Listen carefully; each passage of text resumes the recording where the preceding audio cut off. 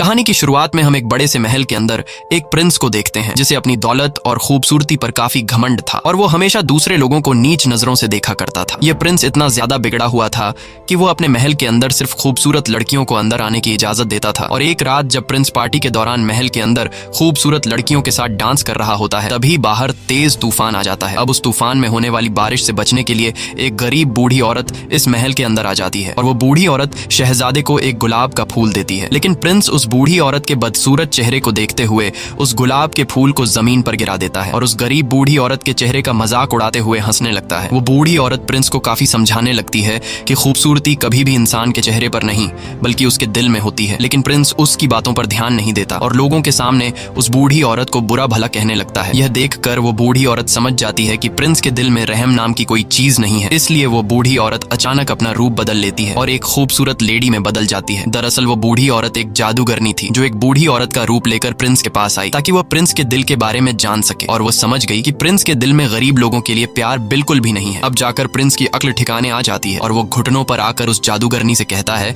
कि मुझे माफ कर दो। लेकिन अब जादूगरनी प्रिंस को कहाँ माफ करने वाली थी, क्योंकि कुछ देर पहले जब जादूगरनी ने प्रिंस से रिक्वेस्ट की कि प्लीज ये गुलाब का फूल एक्सेप्ट कर लीजिए, तब प्रिंस ने जादूगरनी के चेहरे का मजाक उड़ाते हुए उसके फूल को ठुकरा दिया था। इसीलिए अब वो जादूगरनी गुस्से में आकर अपने जादू से प्रिंस को जानवर यानी बीस्ट बना देती है। साथ ही प्रिंस को जितने भी लोग जानते थे वो जादूगरनी उन लोगों के दिमाग से प्रिंस को भुला देती है। यहाँ पर हमें यह पता चलता है कि उस जादूगरनी ने प्रिंस को जो फूल दी थी वह कोई आम फूल नहीं था बल्कि वह एक जादुई फूल था और उस फूल को एक्सेप्ट न करने पर जादूगरनी ने प्रिंस को श्राप दे दिया जिससे वह एक जानवर में बदल गया।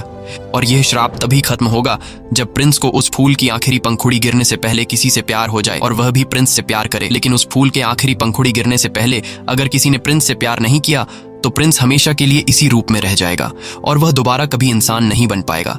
अब काफी साल गुजर जाते हैं लेकिन उस महल में कोई भी अपना कदम नहीं रखता क्योंकि उस जादूगरनी ने लोगों के दिमाग से प्रिंस और महल को भुला दिया था। अब यहाँ सीन शिफ्ट होता है उस महल के पास वाले गांव पर, जहाँ हम एक लड़की को देखते हैं जिसका नाम बेल है। बेल को किताबें पढ़ना काफी पसंद है और आज भी वह एक नया किताब खरीदने के लिए जा रही है। बेल के फादर एक डिजाइनर हैं और वह अपनी बेटी बेल से काफी ज्यादा प्यार करता है। इसी गांव में गैस्टोन नाम का लड़का भी रहता है। गैस्टोन बेल को काफी पसंद करता है और वह बेल से शादी करना चाहता है, लेकिन बेल ऐसा बिल्कुल भी नहीं चाहती थी क्योंकि गैस्टोन एक धोखेबाज इंसान था और वह अक्सर गैस्टोन को इग्नोर कर देती।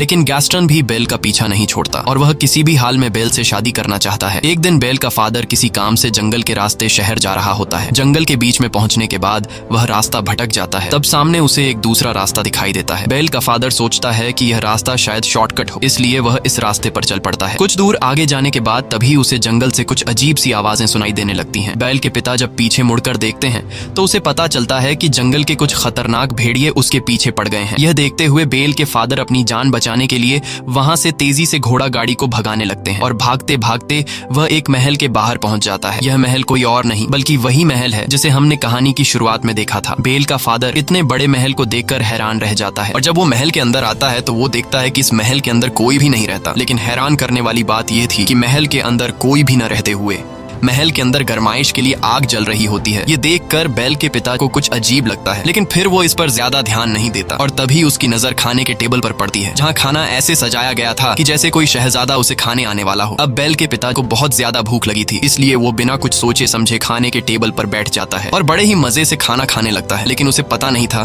कि कुछ देर बाद उसके साथ कुछ ऐसा होने वाला है जिससे उसका होश उड़ने वाला था। और जब बेल का पिता मजे से खाना खा रहा होता है तभी अचानक टेबल पर रखा कप बेल के पिता के करीब आता है और हैरान करने वाली बात यह थी कि वह बेल के पिता से बातें करने लगता है। ये देखकर बेल के पिता बहुत ज्यादा घबरा जाते हैं और वहां से भागने लगते हैं। अब यहाँ पर सवाल यह उठता है कि वह कप आखिर कैसे बोल रहा था। दरअसल यहाँ पर जितनी भी चीजें पड़ी हुई थी वो पहले कभी इंसान हुआ करते थे, लेकिन जादूगरनी के श्राप की वजह से ये सभी के सभी चीजों में बदल गए। वही हम बेल के पिता को देखते हैं जो महल से बाहर आ गया होता है और तभी वो गार्डन में कई सारे सफेद गुलाब के फूल देख लेता है। बेल के फादर सोचते हैं कि मेरी बेटी ने फूल मंगवाया था, इसीलिए वो वहां से चुपचाप एक फूल को तोड़ लेते हैं और जैसे ही बेल के पिता फूल तोड़ते हैं तभी वहां पर बीस्ट आ जाता है। बीस्ट बेल के पिता पर काफी गुस्सा होता है क्योंकि बेल के पिता ने उसके गार्डन से गुलाब चुराने की कोशिश की, इसलिए बीस्ट गुलाब गुलाब का फूल चुराने के जुर्म में बेल के पिता को कैद कर लेता है। लेकिन बेल के फादर का घोड़ा वहां से भाग जाता है और वह घोड़ा भागते भागते सीधा अपने घर आता है। बेल जब देखती है कि घोड़ा सिर्फ अकेला ही आया है और उसके फादर तो नहीं आए, ये देखकर वो फौरन समझ जाती है कि उसके फादर किसी मुसीबत में फंसे हुए हैं। इसीलिए बेल अपने फादर को ढूंढने के लिए उस घोड़े पर बैठ जाती है, जिसके बाद वह घोड़ा बेल को जंगल के रास्ते ले जाते हुए उसी महल में ले आता है जहाँ बेल के पिता कैद में है। बेल जब महल के अंदर जाती है तब वह चारों तरफ अपनी नजर घुमाती है, लेकिन वहां पर उसे कोई भी दिखाई नहीं देता। बेल वहां पर काफी आवाजें भी लगाती है कि यहाँ पर कोई है, पर उसे कोई भी जवाब नहीं मिलता। बेल भी परेशान हो जाती है कि आखिर इतना बड़ा महल खाली कैसे पड़ा है। अब जैसे ही बेल आगे बढ़ती है तभी उसके कानों में लोगों की आवाजें सुनाई देती हैं। लेकिन हैरान करने वाली बात यह थी कि उसे कोई भी दिखाई नहीं दे रहा था। दरअसल ये वही घड़ी और कैंडल स्टैंड बातें कर रहे थे। अब जब बेल उस घड़ी और कैंडल स्टैंड के करीब आती है तभी ऊपर से बेल को अपने पिता की चिल्लाने की आवाज सुनाई देती है, जिसके बाद वह फौरन ऊपर वाले फ्लोर पर चली जाती है जहाँ उसे अपना फादर एक कोठरी के अंदर बंधा हुआ दिखाई देता है। बेल के फादर उसे जल्दी जल्दी में बताते हैं कि यह सारा महल जिंदा है, इसीलिए जितना जल्दी हो सके तुम यहाँ से भाग जाओ, कहीं ऐसा ना हो कि वह बीस्ट तुम्हें देख ले। बेल पूछती है कि कौन सा बीस्ट, जिस पर बेल के फादर बताते हैं कि वह बीस्ट बहुत ही ज्यादा खतरनाक है। मैंने तुम्हारे लिए यहाँ से सिर्फ एक फूल तोड़ा था, जिसकी सजा के तौर पर उस बीस्ट ने मुझे यहाँ उम्र भर कैद में डाल दिया। बेल के पिता बेल से कहते हैं कि तुम जल्दी से यहाँ से भाग जाओ, नहीं तो वह तुम्हें भी पकड़ लेगा। अब इससे पहले कि बेल वहाँ से निकल पाती तभी वहाँ पर बीस्ट आ जाता है, जिसे देखकर बेल काफी घबरा जाती है क्योंकि वह बीस्ट बहुत ही ज्यादा डरावना लग रहा था। लेकिन बेल अपने डर पर काबू रखते हुए बीस्ट को ऐसा दिखाती है कि जैसे वह बीस्ट से बिल्कुल भी नहीं डर रही। बेल कहती है कि मैं अपने फादर से मिलना चाहती हूँ, लेकिन बीस्ट बेल को अपने फादर से मिलने से मना कर देता है। तब बेल बीस्ट से कहती है कि तुम कितने जालिम इंसान हो जो एक गुलाब का फूल तोड़ने की वजह से तुमने मेरे फादर को उम्र भर की कैद की सजा सुना दी। मेरे फादर ने सिर्फ एक फूल ही तो तोड़ा है और ऐसा करने के लिए मैंने ही उनसे कहा था, इसलिए तुम्हें मुझे कैद करना चाहिए। लेकिन बीस्ट बेल की बात मानने से इनकार कर देता है और कहता है कि मैं तुम्हें तुम्हारे फादर से मिलने के लिए कुछ देर तक दरवाजा खोल रहा हूँ, इसलिए तुम्हें अपने फादर से आखिरी बार जो भी कहना है कह दो, क्योंकि अगर यह दरवाजा एक बार खुल गया और बंद हो गया तो दोबारा कभी भी नहीं खुलेगा। यह कहते ही बीस्ट सेल का दरवाजा खोल देता है। बेल जल्दी से अंदर जाकर अपने फादर को गले लगाती है और बड़ी ही चालाकी से अपने फादर को बाहर धक्का दे देती है, जिसके बाद वो खुद उस सेल का दरवाजा अपने पीछे बंद कर देती है। अब बीस्ट ने जैसे कहा था कि एक बार अगर यह दरवाजा खुल गया और फिर बंद हो गया तो दोबारा कभी नहीं खुलेगा, इसलिए अब वो बीस्ट बेल के फादर को अंदर नहीं डाल सकता था। बेल के फादर कहते हैं कि तुमने ऐसा क्यों किया। तब बेल अपने फादर से कहती है कि तुम्हारा बाहर रहना ज्यादा जरूरी है। इसके बाद बेल का फादर वहां से जाने लगता है और अपनी बेटी से कहता है कि मैं जल्दी ही तुम्हें छुड़ाने के लिए मदद लेकर आऊंगा। और अब बेल यहाँ पर कैद हो जाती है। लेकिन जैसे ही बीस्ट वहां से जाता है तभी एक घड़ी और एक कैंडल दोनों बेल के पास आते हैं। दरअसल यह कभी इंसान हुआ करते थे, लेकिन जादूगरनी के श्राप की वजह से अब यह दोनों घड़ी और कैंडल में चेंज हो चुके थे। अच्छी बात यह थी कि यह इंसान के जैसा ही सब कुछ कर सकते हैं, जैसे चलना, बोलना, हंसना या फिर इंसान की तरह कोई भी काम करना। वो घड़ी और कैंडल स्टैंड दरवाजा खोलकर अंदर आ जाते हैं और बेल से बातें करने लगते हैं। यह सब देखकर बेल घबरा जाती है और बेल को कुछ समझ नहीं आ रहा होता कि यह सब क्या हो रहा है। यहाँ कैंडल स्टैंड बेल से कहता है कि घबराओ मत और हमारे पीछे आओ। बेल अब किसी तरह हिम्मत जुटाकर उनके पीछे जाती है और वो दोनों बेल को एक लग्जूरियस रूम के अंदर ले आते हैं और बेल से कहते हैं कि तुम यहाँ रह सकती हो।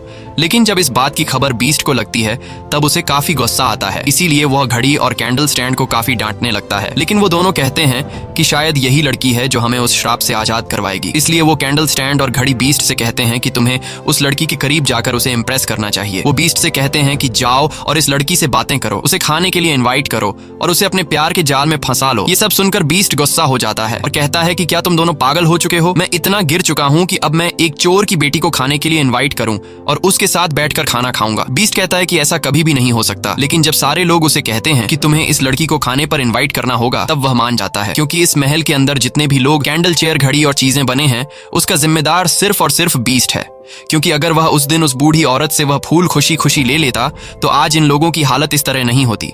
अब यहाँ बीस्ट बेल के रूम का दरवाजा खटखटाकर उससे कहता है कि तुम मेरे साथ खाना खाओगी, लेकिन इसे तुम कोई रिक्वेस्ट मत समझना। ये सुनकर बेल उससे कहती है कि क्या तुम पागल हो, तुमने पहले मेरे फादर को बंदी बनाया, फिर मुझे कैद कर लिया और अब मेरे साथ खाना खाने के लिए पूछ रहे, ऐसा कभी नहीं हो सकता। ये सुनकर बीस्ट गुस्से से दरवाजे पर जोर जोर से पीट कर बोलने लगता है कि चाहे जो भी हो जाए तुम मेरे साथ खाना खाकर ही रहोगी। लेकिन बेल कहती है कि मैं भूखी ही क्यों न मर जाऊं, पर मैं तुम्हारे साथ खाना कभी नहीं खाऊंगी। यह सुनकर बीस्ट का गुस्से से बुरा हाल हो जाता है और कहता है कि ठीक है, तुम्हारी यह ख्वाहिश भी पूरी होगी, अब मैं तुम्हें भूखा ही मारूंगा। वह कहता है कि इसे कोई भी खाना मत दो और इसे भूख से मरने दो। यह कहकर बीस्ट वहां से चला जाता है। अब यहाँ घड़ी, कैंडल और बाकी चीजें काफी उदास हो जाते हैं क्योंकि उनका श्राप से आजाद होने का मौका जाया हो चुका था। यहाँ पर हम देखते हैं कि बीस्ट उसी गुलाब के फूल के पास जाता है जिसकी आखिरी पंखुड़ी गिरने के बाद महल के अंदर मौजूद सभी लोग मर जाएंगे। यहाँ बीस्ट देखता है कि इस फूल की बहुत सारी पंखुड़ियां टूटकर नीचे गिर गई हैं। ये देखकर बीस्ट बहुत ज्यादा उदास हो जाता है क्योंकि इस फूल से पहले ही कई सारी पंखुड़ियां गिर चुकी होती हैं और अब बस कुछ ही पंखुड़ियां रह गई होती हैं। ये वही जादूगरनी का दिया हुआ मैजिकल फूल होता है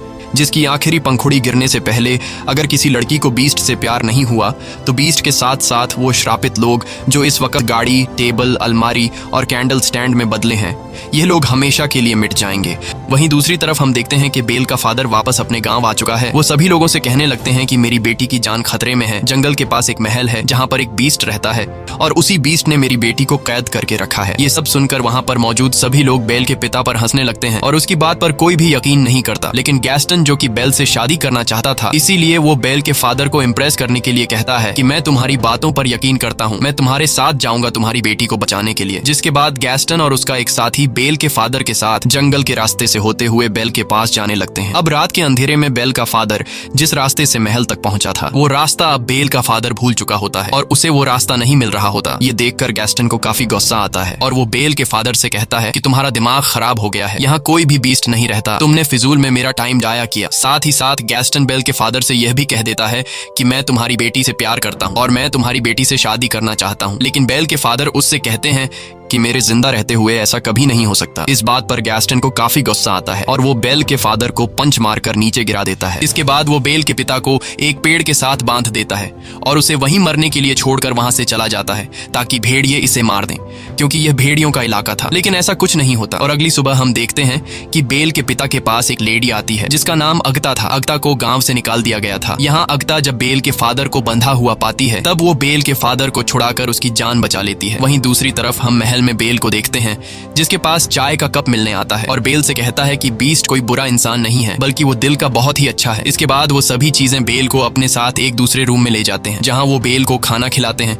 यहाँ बीस्ट आकर जब ये सारी चीजें देखता है तो वो चुपचाप वहां से चला जाता है। अब जब बेल वापस अपने रूम में सोने के लिए आती है तब उसे पास में ही एक दूसरा रूम दिखाई देता है जिसे देखकर बेल बिना कुछ सोचे समझे उस रूम के अंदर चली जाती है और यह वही रूम होता है जिसके अंदर वो मैजिकल फूल रखा गया था। बेल उस फूल के करीब जाती है और जैसे ही उस फूल को छूने वाली होती है तभी वहां पर बीस्ट आ जाता है और वो बेल को डांटते हुए कहता है कि तुम्हें अंदाजा नहीं है कि तुम क्या करने वाली थी। अगर इस फूल को कुछ हो जाता तो हम सबकी जान चली जाती। बीस्ट गुस्से में आकर उससे कहता है कि चली जाओ यहाँ से और दोबारा मुझे अपनी शक्ल मत दिखाना। बीस्ट के जोर से चिल्लाने की वजह से बेल रोते हुए महल को छोड़कर जाने लगती है। इस दौरान महल की श्रापित चीजें बेल को रोकने की काफी कोशिश करते हैं, लेकिन बेल कहती है कि अब मैं इस महल में एक सेकंड के लिए भी नहीं रुकूंगी और वो घोड़े पर बैठकर जंगल के रास्ते जाने लगती है।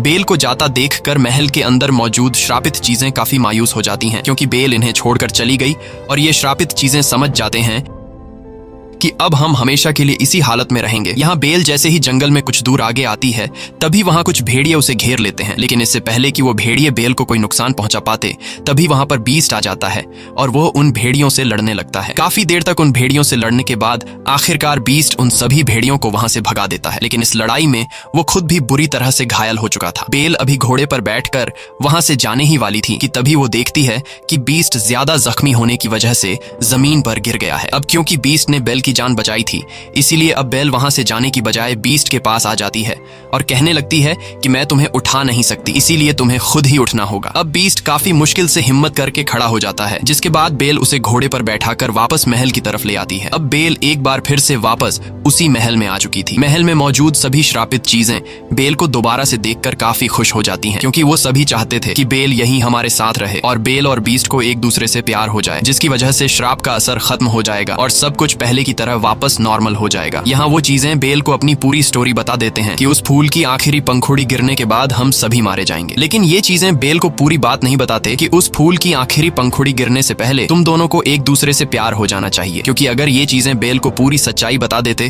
तो बेल समझ जाती कि ये लोग मुझे जबरदस्ती बीस्ट के प्यार में धकेलना चाह रहे हैं, और ये सब पता चलने के बाद बेल को बीस्ट से असली वाला प्यार कभी नहीं हो पाएगा। यहाँ हम देखते हैं कि बेल बीस्ट के पास जाती है और वह बीस्ट के जख्मों पर मरहम पट्टी करने लगती है। साथ ही वो बीस्ट के जख्मों पर मरहम लगाते हुए बीस्ट को कुछ शेर सुनाती है, क्योंकि बेल को शेर और शायरी और बुक्स पढ़ने में काफी इंटरेस्ट था। लेकिन जब बेल शेर पढ़ती है तब बीस्ट उस शेर के आगे का हिस्सा खुद कंप्लीट कर देता है। यह देखकर बेल काफी हैरान हो जाती है और बीस्ट से पूछती है कि क्या तुम भी पोएट्री पढ़ते रहते हो? तब बीस्ट कहता है कि मैं लव स्टोरी, प्यार, मोहब्बत, इन सब के बारे में पोएट्री नहीं पढ़ता, लेकिन मैंने बहुत तालीम हासिल की है। ये सुनकर बेल समझ जाती है कि बीस्ट काफी पढ़ा लिखा है, इसीलिए वो हर एक पोएट्री के बारे में जानता है। बीस्ट की ये बातें सुनकर बेल कहती है कि मुझे तो प्यार मोहब्बत की बातें और कहानियां काफी पसंद है। जिस पर बीस्ट कहता है कि वो तो तुम्हारी शक्ल से पता चल रहा है कि तुम्हें किताबें पढ़ना कितना पसंद है, लेकिन अगर तुम पढ़ना ही चाहती हो तो कुछ अच्छा पढ़ो। इसके बाद बीस्ट बेल को अपनी लाइब्रेरी में लेकर जाता है, जो कि काफी बड़ी थी। वहां पर काफी सारे बुक्स थे। बेल इतने सारे बुक्स को देखकर एकदम शॉक रह जाती है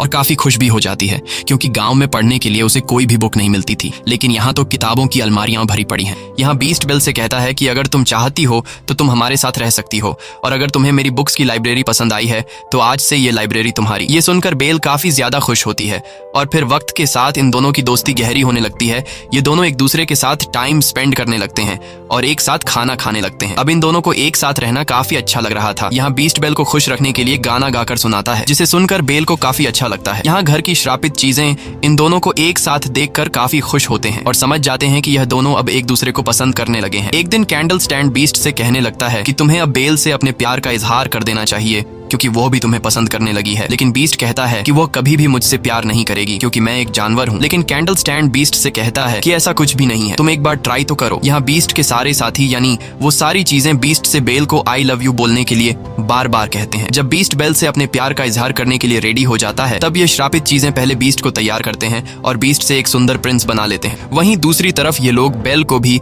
एक रानी की तरह तैयार कर लेते हैं। बेल को डांस करना काफी पसंद था, इसीलिए वो दोनों डांस करने लगते हैं। वहीं दूसरी तरफ हम देखते हैं कि बेल के फादर वापस अपने गांव में आ चुके थे। वो सभी को बताते हैं कि गैस्टन ने मुझे जंगल में बांध कर छोड़ दिया था ताकि जंगल के खूंखार भेड़िए आकर मुझे खा लें। लेकिन गैस्टन ये सब मानने से इनकार कर देता है और कहता है कि यह बूढ़ा झूठ कह रहा है। यहाँ बेल के फादर के साथ अगता भी होती है, जिसने बेल के फादर की जान बचाई थी, और यहाँ अगता भी बेल के फादर के हक में गवाही देते हुए लोगों को सारी सच्चाई बता देती है कि गैस्टन ने बेल के फादर को जंगल में बांधकर उसे भेड़ियों का खाना बनने के लिए छोड़ दिया था। लेकिन गैस्टन अपने किए से बिल्कुल मुकर जाता है और कहने लगता है कि यह लड़की झूठ बोल रही है। साथ ही वो कहता है कि अगता की गवाही कोई मायने नहीं रखती, क्योंकि इसे तो पहले से ही गांव से निकाल दिया गया है। अब यहाँ पर गैस्टन का साथी भी झूठ बोल देता है और कहता है कि गैस्टन जो भी कह रहा है वो सच कह रहा है। अब एक बंदे की गवाही को सुनते हुए सभी गांव वाले गैस्टन की बातों पर यकीन कर लेते हैं और सभी लोग यह समझने लगते हैं कि बेल के फादर की दिमागी हालत बिगड़ चुकी है और उसके ऊपर कोई शैतानी साया है, इसीलिए वो उल्टी सीधी हरकतें कर रहा है। अब यहाँ गांव के लोगों को लगता है कि अगर यूं ही बेल के फादर को खुला आजाद छोड़ दिया गया तो वो हमारे लिए खतरा बन सकता है, इसीलिए ये सभी बेल के फादर को पकड़ लेते हैं और उसे बंदी बना लेते हैं। वहीं दूसरी तरफ हम महल में बीस्ट और बेल को देखते हैं, जहां ये दोनों डांस कर रहे होते हैं और बीस्ट काफी साल बाद डांस कर रहा था। यहाँ बीस्ट बेल से कहता है कि मैं इन फीलिंग्स को काफी अच्छा महसूस कर रहा हूँ, क्योंकि मैं इस एहसास को जैसे भूल ही गया था। बेल कहती है कि मुझे भी डांस करना काफी पसंद है और मुझे मेरे फादर ने डांस करना सिखाया। ये सुनकर बीस्ट बेल से पूछने लगता है कि क्या तुम अपने फादर को मिस करती हो? तब बेल कहती है हाँ, मुझे अपने फादर की बहुत याद आ रही है। ये सुनकर बीस्ट को बेल पर तरस आता है और वह बेल को एक आईना दिखाते हुए कहता है कि इस आईने की मदद से तुम हर उस इंसान को देख सकते हो जिसे तुम देखना चाहती हो। बेल उस आईने को लेकर जब अपने फादर को याद करती है, तब उसे आईने में अपना फादर दिखाई देता है और वो देखती है कि गाँव वालों ने उसके फादर को बंदी बनाया हुआ है। यह देखकर बेल काफी परेशान हो जाती है, जिस पर बीस्ट कहता है कि तुम्हें अपने फादर के पास जाना चाहिए, क्योंकि इस वक्त तुम्हारे फादर को तुम्हारी जरूरत है। साथ ही बीस्ट बेल को वो जादुई आईना भी देता है और कहता है कि जब तुम्हें मेरी याद आए तब तुम मेरी इस बदसूरत शक्ल को इस आईने में देख लेना। जिसके बाद बेल अपने फादर को बचाने के लिए फौरन वहां से चल देती है और अब बेल के जाने के बाद बीस्ट महल में अकेला रह गया था। बीस्ट बेल को काफी मिस करने लगा था, क्योंकि अब उसे बेल से प्यार हो गया था और अब क्योंकि बीस्ट ने खुद ही बेल को आजाद कर दिया था, इसीलिए जो श्राप जादूगरनी ने इन्हें दिया था वो अब कभी भी खत्म नहीं होगा। इस बात को लेकर बीस्ट और उसके बाकी के साथी काफी उदास हो जाते हैं। वहीं दूसरी तरफ बेल अपने गांव पहुंच जाती है और वो देखती है कि उसके फादर को गांव वालों ने बंदी बनाया हुआ है। बेल सभी को बताती है कि मेरे फादर जो कह रहे हैं वो बिल्कुल सच है। वो सभी को बताने लगती है कि जंगल में एक महल है जहां पर एक बीस्ट रहता है, लेकिन गांव वाले बेल की भी बातों पर यकीन नहीं कर रहे थे। अब जब गांव वाले बेल की बात पर यकीन नहीं कर रहे होते, तब बेल उस जादुई आईने में सभी लोगों को बीस्ट दिखाती है, जिसे देखकर सभी लोग काफी हैरान रह जाते हैं। बेल इन सभी लोगों से कहती है कि तुम लोगों को डरने की जरूरत नहीं, क्योंकि वो बीस्ट बिल्कुल भी खतरनाक नहीं है, बल्कि वो बीस्ट दिल का बहुत ज्यादा अच्छा है और वो किसी को नुकसान नहीं पहुंचाता। अब गैस्टन बेल को जब उस बीस्ट की इतनी ज्यादा तारीफ करते हुए सुनता है तो वो समझ जाता है कि बेल अब बीस्ट से प्यार करने लगी है और इस वजह से गैस्टन जेलस फील करता है। इसीलिए